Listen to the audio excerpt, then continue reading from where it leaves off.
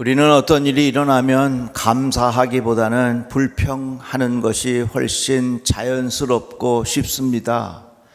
간단한 교통사고가 일어나면 아이고 이거 어떻게 된 거야, 오늘 나 정말 운이 없네 하면서 마음의 불평을 막 털어놓기 쉽지요. 돌부리에 채어 넘어지면 오늘은 또 어떻게 된 거야, 왜 이렇게 다친 거야 하면서 자기도 모르는 사이에 불평은 너무나도 쉽게 나옵니다. 그런데 내가 하는 이 불평은 씨앗이 됩니다. 불평이 씨앗이 되고 그게 자라면 불만이 되고 그것이 결국에는 우리 인생을 불행하게 만드는 것으로 이어지게 되는 것입니다. 그냥 놔둬서 감사하면 얼마나 좋겠어요. 그런데 그게 잘 안 돼요.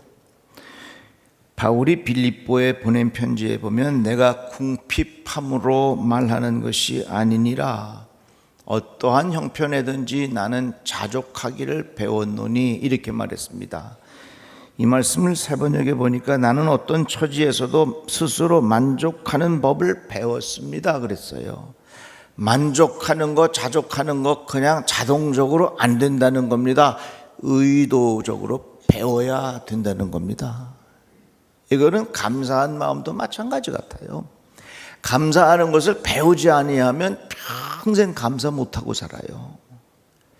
죄송합니다. 제가 이렇게 잘 몰라가지고 생강이 저렇게 나오는 걸 몰랐어요. 저걸 배우지 않으면 평생 모르고 사는 거예요. 그런데 생강이 저렇게 해서 되는구나 하는 것을 배웠으니까 이제는 이 생강을 먹을 때 대충 머리로 그려지는 거지요. 감사라고 하는 것도 마찬가지예요. 감사는 그냥 되는 게 아니라 배워야 한다는 것입니다. 배우지 아니하면 모른 채 살아가는 경우가 많이 있어요. 운동장에 이렇게 기울어져 있으면요, 공을 놔두면 100% 밑으로 굴러 떨어지게 되어 있습니다. 흐르는 공을 위로 올리려면 거긴 의도가 필요하고요, 힘이 필요하고요, 거기는 어떤 다른 생각이 가미 되어야 공이 올라가는 거예요. 감사하는 것도 마찬가지예요. 우리의 마음은요, 그냥 놔두면 다 불평하게 되어 있고요, 하나님으로부터 멀어지게 되어 있다, 그 말입니다. 제가 미국에서 유학 시절에 이제 우리 딸을 낳았는데 어디 유치원에 가지도 않았는데 영어를 배우는데요, 참나 귀한 걸 깨달았어요. 우리 딸이 글쎄 처음 한 영어 단어가 뭔 줄 아세요? No, 이거부터 하더라고. Yes, okay, thank you 그런 말 하면 얼마나 좋겠어요. 그런데 제일 처음에 가르쳐 주지도 않았는데 자연스럽게 나오는 말이 No, 이거부터 배우더라고. 저는 깨달았어요. 야, 이거 우리 마음은 그냥 놔두면 절대로 yes 하지 않는구나. 감사하다라고 하는 말은 자연스럽게 되는 게 아니라 이거 배워야 되고 의도적으로 해야 되는구나 하는 것을 깨닫게 된 것입니다. 탈무드에 보면 이런 말이 있어요. 세상에서 가장 지혜로운 사람은 배우는 사람이고 세상에서 가장 행복한 사람은 감사하며 살아가는 사람이다. 누가 지혜로운 사람이라고요? 배우는 사람. 누가 행복한 사람이라고요? 감사하는 사람.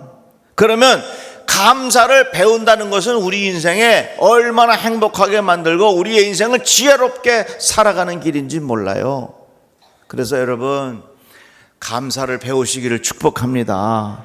우리가 이런 추수감사주일, 맥추감사주일 이런 것을 지나면서 우리는 무엇을 배우냐면 하나님 앞에 감사하며 살아가야 되는구나, 이거 배우는 거예요. 추수감사주일이 시작된 기회가 있었지요. 여러분들이 잘 아시다시피 영국에서 신앙의 자유를 위해서 메이플라워라고 하는 배를 타고 보스턴 밑쪽에 있는 플리무스이라고 하는 곳에 도착을 합니다. 그곳에 도착하면서 얼마 지나지 않아 절반 이상 굶어 죽고 병들어 죽었습니다. 겹치는 흉년으로 참 어려움 중에 있었어요. 그래서 지금도 그 보스턴 주변 지역을 뉴 잉글랜드라고 불러요. 그게 뭐냐면 새로운 영국이라 그 말이죠. 왜 뉴욕이 됐냐? 영국에 요크라고 하는 곳이 있는데 그 요크가 여기서 새로운 요크다 그래서 만들어진 이름이 뉴욕이에요. 그렇게 영국에서 온 사람들이 너무 고생하고 굶어 죽고 병들어 죽고 하면서 하나님 앞에 금식하며 기도합니다. 하나님, 우리가 이런 고통이 있으니까 하나님 도와주세요. 이렇게 한참 기도를 하는 중에 어느 농부가 제안을 합니다. 지금까지 우리가 금식하면서 하나님 앞에 도와달라고 기도했는데 이제 우리 좀 생각을 다르게 해서 이 없는 중에 하나님 앞에 감사한 것을 우리가 한번 기억해 봅시다. 하나님 감사합니다. 감사한 것들을 기억하면서 감사의 예배를 드려봅시다. 이렇게 해서 시작된 것이 오늘날 추수감사주일이에요. 물론 이 추수감사주일이라고 하는 것은 구약에서 다 시작된 전통이긴 하지만 그만큼 이 추수감사라고 하는 것이 어려운 환경에서 시작이 되었다고 하는 것입니다. 배부를 때 나온 것이 아닙니다. 배고팠을 때 나온 거였어요. 건강할 때 감사주일이 시작된 것이 아니라 병들었을 때 시작이 된 거예요. 풍년이 되었을 때에 시작되는 것이 아니라 흉년이 되었을 때에 시작되는 것입니다. 그래서 그 감사한 가운데 그들이 그 어려운 과정들을 이겨냈다고 하는 그런 이야기입니다. 감사는 절대로 그냥 나오는 게 아니에요. 감사는 배워야 하는 겁니다. 배우지 아니하면 평생 모르고 살아요. 감사함을 배우지 아니하면 우리들은 평생 불평하며 산다 그 말입니다. 우리 추수감사주일을 지나는 오늘 여러분들의 마음속에 감사를 배우는 축복이 있기를 바랍니다. 한번 따라해 봅시다. 하나님 감사합니다. 우리 옆에 분에게 한번 인사해요. 시작. 하나님 감사합니다. 그런데 우리가 살아가는 이 사회, 어느 책에 보니까 우리 사회를 한마디로 이렇게 정의했더라고요. 풍요와 불화 사회라 이렇게 말했어요. 이 말은 뭐냐면 풍요로워졌는데 불화하다는 얘기예요. 풍요로워졌는데 불만이 많다는 얘기예요. 풍요로워졌는데 마음이 불편하다고 하는 것입니다. 그래서 주변의 사람들과 계속 비교하면서 내 마음에 불평이 가득한 것이지요. 그렇기 때문에 우리 사회는 불만 지수가 점점 높아지고 불평하는 사회적 분위기가 많아요. 우리는 감사를 배워야 돼요. 오늘 아침에 제가 한 뉴스를 봤는데요. 청년들 중에 50만 명이 정신질환에 걸렸대. 이 놀라운 일 아니에요? 50만 명의 청년들이 이 정신적으로 불안하다고 하는 것입니다. 이것을 치유할 수 있는 방법이 무엇이겠어요? 내 있는 현실에서 감사하는 것을 자꾸 배우는 거예요. 저는 하루에 감사 일기를 꼭 3가지씩 기억하면서 일기를 씁니다. 오늘 하나님 앞에 감사한 게 뭔가. 그게 꼭 주일이면 뭘 감사하냐면 오늘 하나님의 말씀 전할 수 있으면 감사합니다. 그러니까 여러분들 한번 해보세요. 참 좋아요. 그러면 오늘 감사할 일들 하나씩 기억하게 돼요. 그리고 여러분들에게 꼭 한 가지 부탁하고 싶은 것은 자녀들 재울 때 꼭 물어보세요. 오늘 하나님 앞에 감사한 게 뭐야? 물어보세요. 아이들이 말 못해도 알아듣지 못해도 그 아이에게 물어보세요. 오늘 하나님 앞에 감사한 게 뭐야? 그러면 아이들은 그것을 통해서 자꾸 감사하는 걸 배우는 거예요. 사람이 달라지는 건 언제 달라지느냐? 단순한 것을 반복할 때 인생이 달라지는 거예요. 특별한 걸 한 번 한다고 해서 절대로 그 사람 달라지지 않아요. 단순한 것을 계속해서 반복할 때 인생이 달라지는 거예요. 자녀들에게, 여러분 손주들에게 그거 꼭 가르쳤으면 좋겠어요. 오늘 하나님 앞에 감사한 게 뭐야? 그리고 추수감사 주일 감사헌금 봉투 쓸 때 그냥 아들 이름만 쓰지 마세요. 꼭 아이 앉혀놓고 오늘 하나님 앞에 감사하는 날인데 하나님 앞에 감사한 게 뭐야? 하고 그거 물어보세요. 그 내가 올라오기 전에 우리 손자가 쓴 거 보니까 감사 조건이 뭐냐? 하나님 지구를 주셔서 감사합니다 이러고 썼더라고. 은혜가 되더라고요. 아이들 잘 때 꼭 감사한 것을 한 가지씩 물어보세요. 야 시끄러워 자빠져 자. 그러면 아이들 자다가 무서운 꿈 꾸지 않겠어요? 감사한 것을 마음에 배우는 것, 이거 참 중요한 거예요. 그런데 오늘 우리가 하나님 앞에 감사할 일들이 참 많이 있지만 오늘 본문 말씀에 이렇게 말합니다. 하나님이 우리를 사랑하시는 사랑을 우리가 알고 믿었노니 하나님은 사랑이시라. 사랑 안에 거하는 자는 하나님 안에 거하고 하나님도 그의 안에 거하시느니라. 우리가 하나님 앞에 감사해야 할 이유들이 많이 있지만 가장 근본적인 것은 하나님 나를 사랑해 주시니 진심으로 감사합니다. 한번 따라 볼까요? 하나님 나를 사랑해 주시니 감사합니다. 근본적인 감사의 내용이 하나님 나를 사랑해 주시는 것이 감사한 거예요. 물고기가요, 물을 떠나면 죽습니다. 그런데 물고기가 물 안에 있는데 물 안에 있음을 물고기는 가장 늦게 안답니다. 물고기가 물 안에 있지만 자기가 물 안에 있는 사실을 모르고 살아요. 우리는 어떻습니까? 우리는 이 공기를 마시면서 사는데 이 공기의 고마움을 몰라요. 공기 누가 주셨어요? 하나님 주셨어요. 하나님의 사랑이에요. 제가 지난주에도 그런 말씀을 드렸는데 세탁기가 막 돌아가면서 세탁기가 빨래를 깨끗하게 해주는 걸 보고 세탁기에 대해 고마운 마음은 갖고 있지만 세탁기를 돌아가게 하는 전기에 대해서는 우리들이 고마운 마음을 모른다는 거예요. 내 머리를 말리는 드라이어가 참 고맙지만 그 드라이어가 돌아가게 하는 전기의 고마움을 우리는 잘 모른다는 거예요.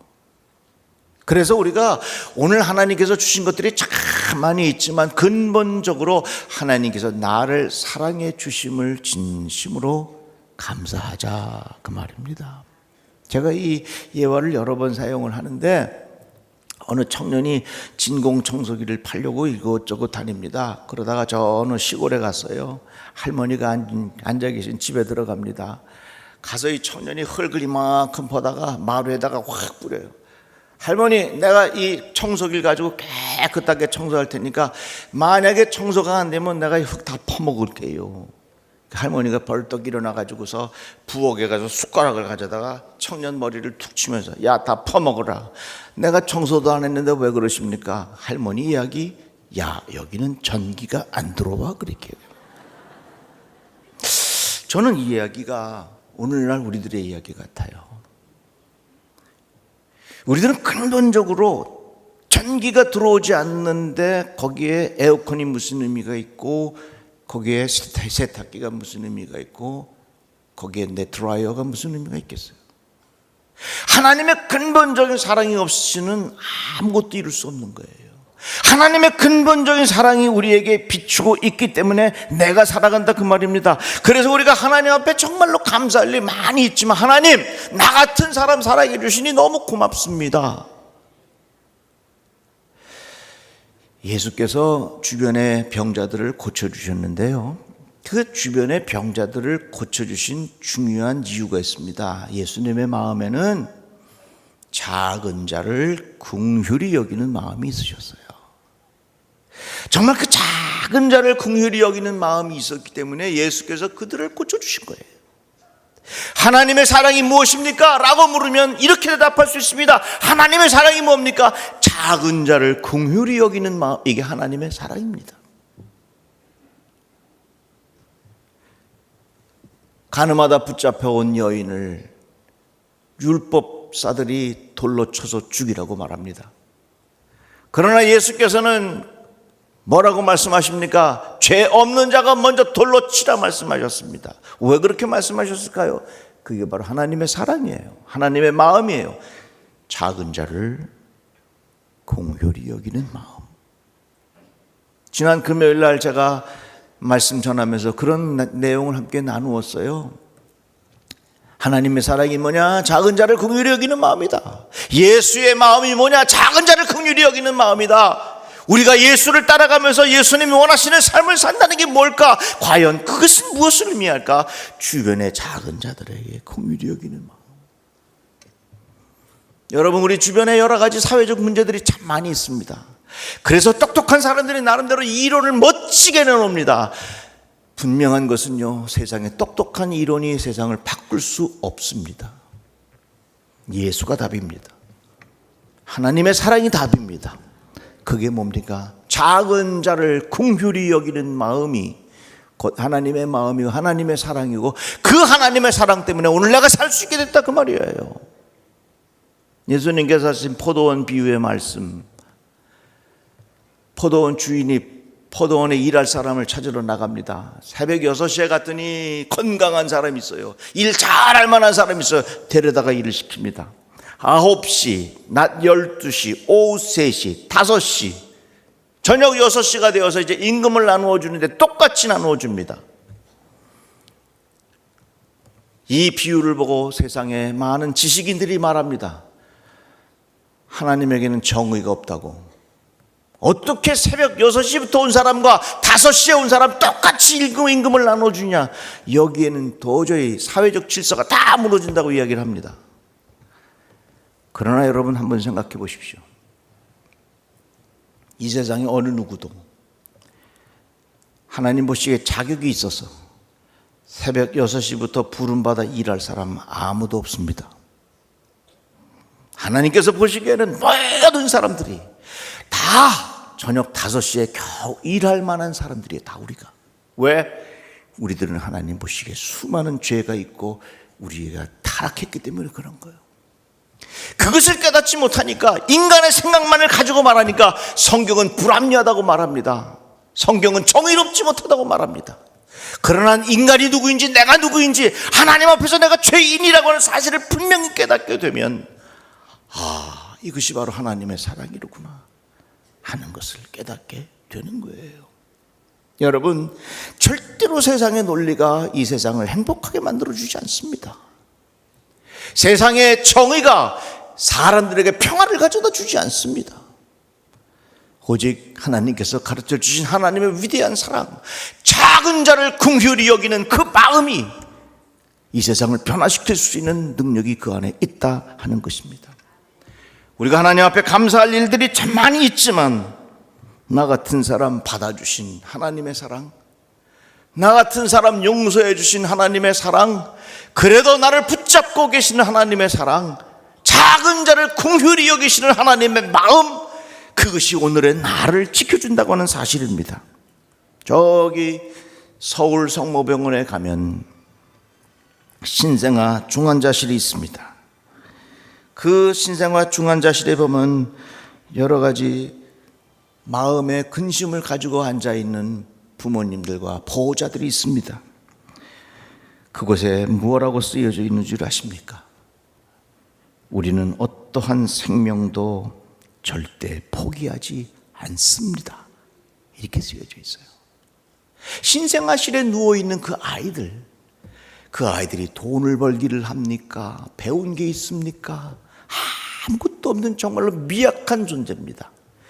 우리는 어떠한 생명도 절대 포기하지 않습니다 라고 하는 이 글귀가 곧 하나님의 마음 아니겠어요?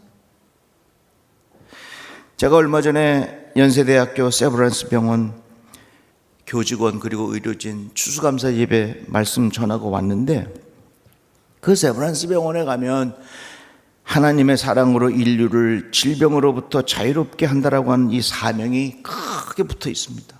저는 그 글귀를 볼 때마다 참 마음의 은혜가 돼요. 인류를 질병으로부터 자유롭게 한다. 무엇으로? 하나님의 사랑으로라고 하는 말이에요. 사랑하는 성도 여러분, 우리들이 참 하나님 앞에 감사할 일 많이 있지만 오늘 내게 양식을 주신 것 감사한데 그것의 뿌리는 하나님의 사랑입니다. 오늘 내가 가족들과 함께 행복한 시간을 지날 수 있는 것 하나님 앞에 감사한데 그것의 뿌리는 나 같은 사람을 긍휼히 여겨주시는 하나님의 사랑이라고 하는 것이에요. 오늘 이 추수감사 주일을 지나는 우리 모든 성도들의 마음속에 깊은 하나님의 사랑에 진심으로 감사하시기를 주님의 이름으로 축복합니다. 기도합시다. 하나님 감사합니다.